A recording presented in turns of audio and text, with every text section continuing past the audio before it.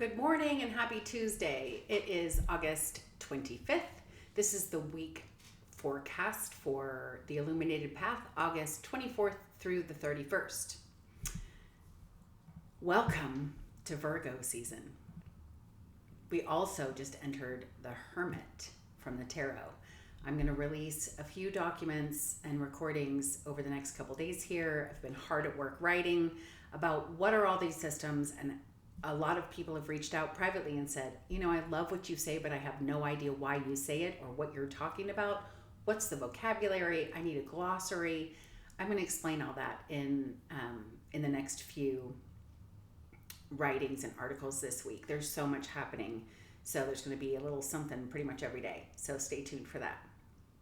Last week, we were in the energy of the salmon. And when I say that, we were in gate 29. There is a calendar of the gene keys that we follow, just like the Gregorian calendar. It's August 25th. Today it's gate 59. It was last week, gate 29. And I assigned the animals. That's my system that I created. It is not officially connected to human design or gene keys or any of the other systems that are included in it. So when I say we're in the energy of the salmon, I want you to think about what a salmon does. It's easy to remember that kind of energy. Last week, it was asking us to look honestly at what deserves our commitment, because salmon return to the same place to lay their eggs once in their lifetime, just before they die, and what we're actually willing to give our time and energy and life force to. What are you giving your life force to? Huge question. This week, we're turning into gate 57, which is the seahorse. And the card on my deck has two seahorses. And seahorses are often in pairs. They're not a solitary animal. So there's an energy of play here. There's an energy of joy. And the sun just moved into Virgo, which is a little bit more lighthearted. And things kind of come into clarity. And there's a way that we can enter into the work that we're doing within ourselves with joy. The question is no longer, what am I committed to? Now we're being asked about what that commitment actually requires of us. When I say Virgo season, the zodiac is also a calendar. So there are multiple calendars helping this perspective and trying to hone our perspective and our view. So each of these I think of as a kaleidoscope. So we just drop another lens on the kaleidoscope and we're seeing through this energy of the seahorse through the Virgo season. Virgo is a mutable earth sign. What does that mean? It means it holds two energies, all of them do. Mutable is changeable. It is flexible. Earth is solid. So those are sometimes conflicting energies, but they can actually be really helpful in this instance. Earth's need for solid ground and the mutable's gift for adjusting when life changes shape underneath us can be really supportive. They offer a particular kind of intelligence, the ability to notice what's happening, to sort through it, and decide what actually needs our attention. There were a lot of details that maybe the last few weeks brought up. I know that I had so many old patterns come up, old conversations, things I thought I had already gotten over or released. And here they are again for one more review, one more pass. And the details aren't the point. Virgo asks, what are we using them for? What are we gathering more information because it genuinely helps us understand? But it's showing us this shadow energy. If we are stuck and we're trying to make a shift, oftentimes, I certainly fit this bill, I want to dig up everything to find all the details, to find out the why, and then once I understand it better, then I feel like I can move out of that energy and make a shift. And transformation doesn't happen all at once like that. It's happening through the choices, the big ones and the small ones, that we make every single day, the conversations that we have with ourselves, the voices that we listen to in our own heads, the habits that we return to, the boundaries that we honor, the patterns that we just run without taking the time to recognize them and then feel like we keep running into brick walls. and the moments we choose progress over perfection. So the invitation here is to stop chasing a different life, a life that looks and feels different, but to start paying attention to the one we are creating. If we are the artists of our life, which I believe with my entire being, then every single moment is a new opportunity to paint it differently, to paint in the energy of joy, to change the perspective on any of the things that we're dealing with. And this is beautifully supported by Mercury being in Virgo. Mercury is a planet and it represents communication, thinking. I also like to say that it represents the way we engage physically through our actions with the world. It's not just our thoughts, because our thoughts influence our actions. It's how we make sense of our own experience. And Mercury is quick. And so this Virgo season, the Mercury mind settles into something more grounded. In Leo, it was all raw up in air, and now we're on the earth. And the earth can actually help us ground and get some clarity, because God knows I have not had clarity in the last few months. We aren't only gathering information this season, we are learning what to do with it. And I like to pull the Virgin in here. Stay with me. The Virgin and the Hermit. The word virgin has picked up a lot of baggage over the centuries, most of it tangled up with sexuality and purity in ways that do not serve us here. But there's an older, more useful meaning underneath all of that. The Virgin meant one in herself. She belongs to herself. She doesn't need someone outside her to complete her or to tell her who she is, and she can still listen, still learn and receive guidance without handing over her own inner authority to do it. That's the heart of Virgo's wisdom for me. And it's why her tarot card is the Hermit. The Hermit steps away from the noise for a while, carrying a lantern that only lights a small part of the road ahead of her. She doesn't need to see the whole path. You don't have to have the whole answer. You don't have to figure out all the little details and tie them up with a nice tidy bow. She only needs enough light for the next step.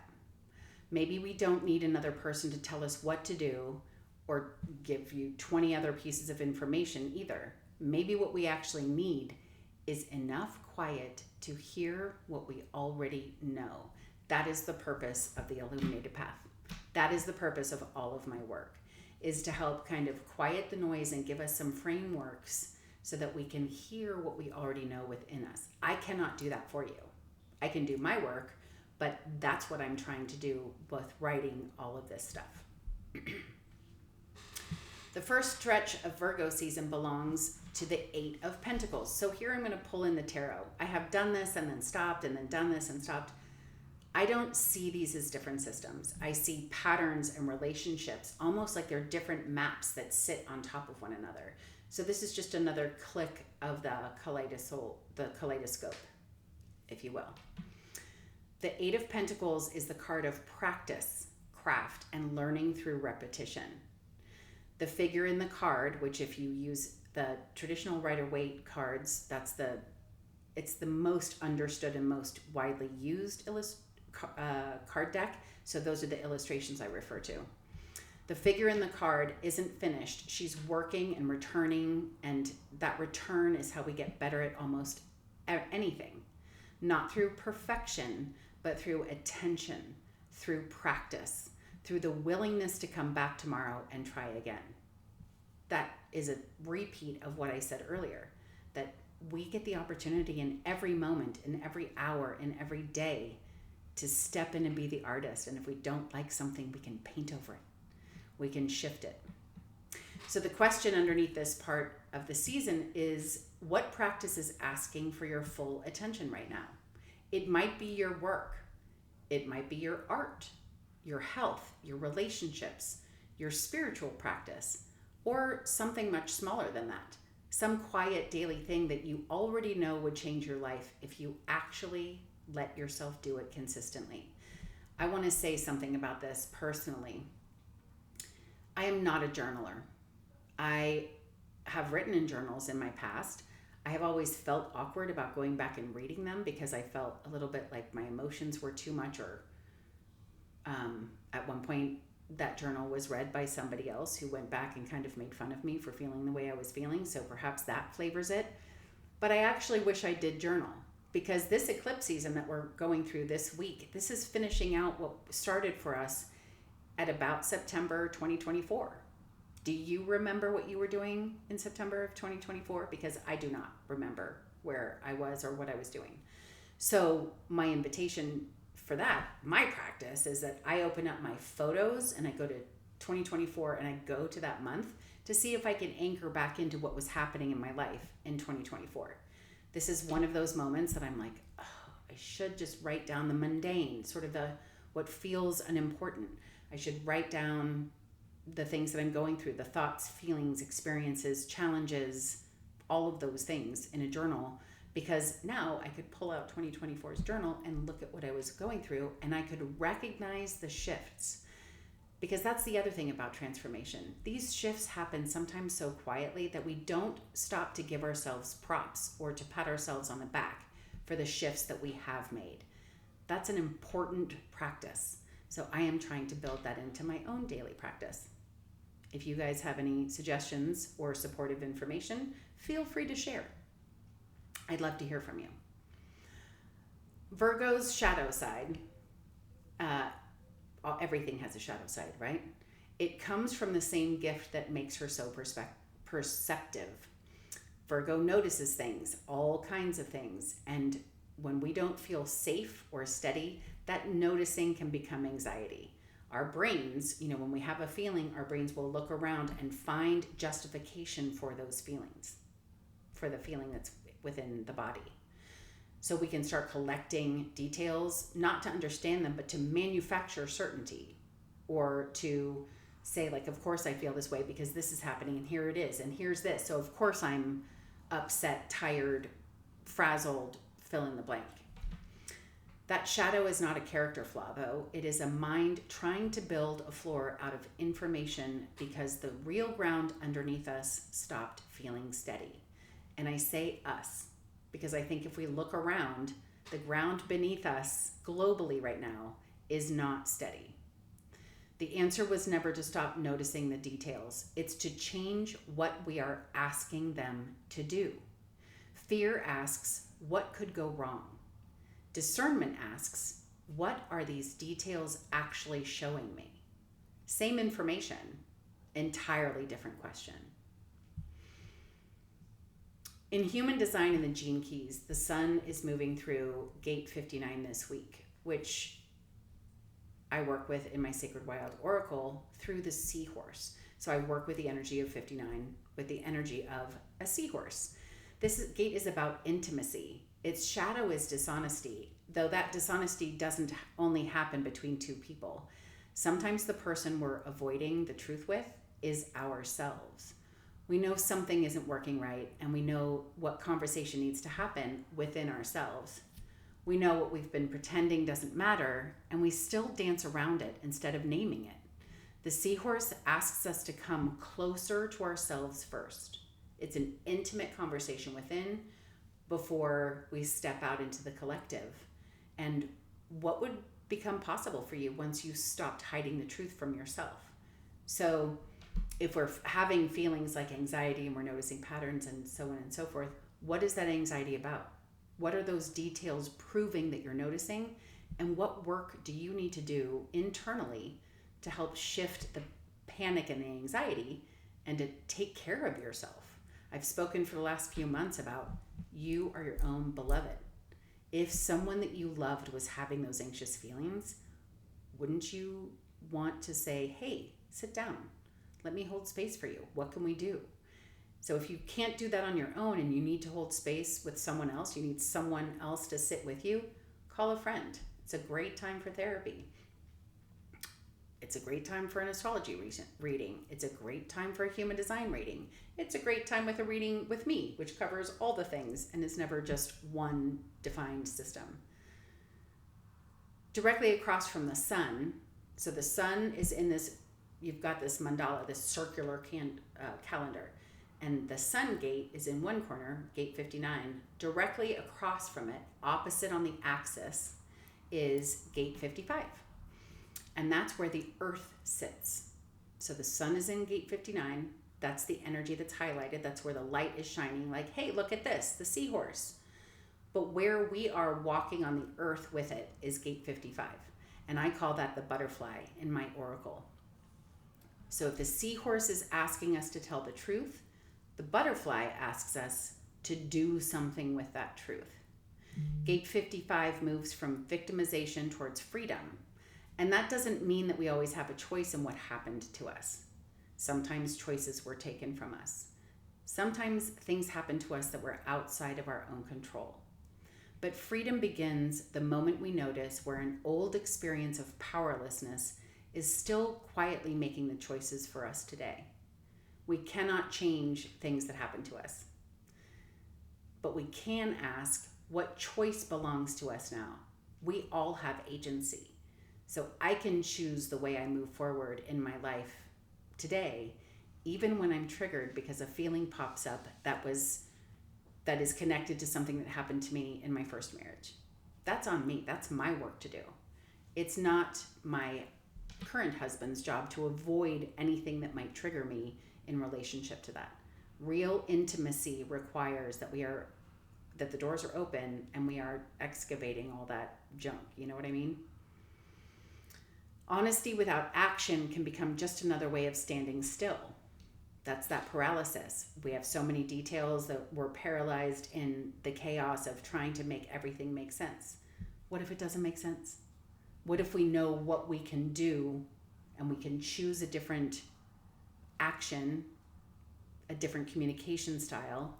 We can change our language around what's happening today, knowing what happened before and being truthful about that, but also asking, well, now what are you going to do with it? Do you want the chaos from the past to be influencing your today day? I don't. That's for sure. So Mercury enters Virgo on August 25th, and it's sharpening. Remember, Mercury is communication and how we interact. It's sharpening, and it's super quick, and we're jumping from our ideas and how we think, and the way we communicate and how we organize things. On August 27th, everybody mark your calendars, Thursday, August 27th, huge day in astrology. Mercury, it meets the sun in what's called a cazimi, which means that Mercury is sitting so close to the sun that it's said to rest in the heart of it. It just means that the sun is like, look at how you communicate. Look at how you're interacting. Look at this. It's shining. It's in the, if you are shining a spotlight, it's on all of that. And traditionally, this is the moment of illumination, when something we've been turning over may suddenly become easier to see. It's also in a relationship with Uranus, and Uranus is shock. Uranus is kind of a little bit of a startle. And so this information with Mercury, the way you think about things and things might all of a sudden hit in clarity, and it might be jarring. We might get some big piece of news that jars us as a collective. But individually, little old you walking through your beautiful life might also all of a sudden receive clarity about something that's been, I don't know, percolating in your mind, heart, body for a while. And that's going to be kind of an interesting thing. Whatever comes into focus may really be a surprise. It may ask us to think differently rather than simply confirming a previous belief. I think that all of us are being asked to review all of our previous beliefs and figure out what still resonates, what is still mine, what do I still believe. That same night on August 27th, moving into the 28th, the moon is full in Pisces, and there is also a deep partial lunar eclipse. This is called the sturgeon moon, this traditional name for August's full moon, and this one is about 96% complete, so almost a complete full moon. At at maximum eclipse, it will be very dark outside. Only 4% will still be illuminating. Virgo and Pisces sit directly across the wheel from each other. Again, that's circular calendar, and I'm going to include some visuals in the written piece about this. So they're sitting across the wheel from one another. Virgo sorts through all the details, right? Pisces dissolves the details. Virgo asks us to notice what's actually here. And Pisces is like, really, you think you can control that? Think again. Pisces is like asking us to release control. And Virgo is wanting to control. We need both of them this week. There are things that we can tend and that we can repair and we can practice and that we can change within us. And there are things that we might be finally ready to stop carrying. I'm just no longer going to carry this identity or this voice from my mom that criticizes blah, blah, blah, or this self-doubt that I carry that keeps me hidden from other people, obviously, speaking for a friend. But the real work is knowing which is which. What deserves your attention and care? What deserves your devoted curiosity? And knowing what just needs to be set down. It's the old wisdom of the Serenity Prayer written across the sky. The courage to change what we can, the serenity to accept what we can't, and the wisdom to know the difference. I want to focus the image of the Virgo, the Virgin, in most systems and illustrations of her. She's carrying a lantern, and I love that visual. Last week was asking for our commitment with the salmon. The seahorse asks for our honesty. The butterfly, the earth gate, is asking us to use that honesty to make an actual choice. The Eight of Pentacles asks us to practice that choice until it's real. And the Hermit, with the lantern, reminds us that we never had to see the whole road before we were allowed to begin. We only needed enough light for the next step. The lantern is already in your hand. What practice is asking for your full attention this week?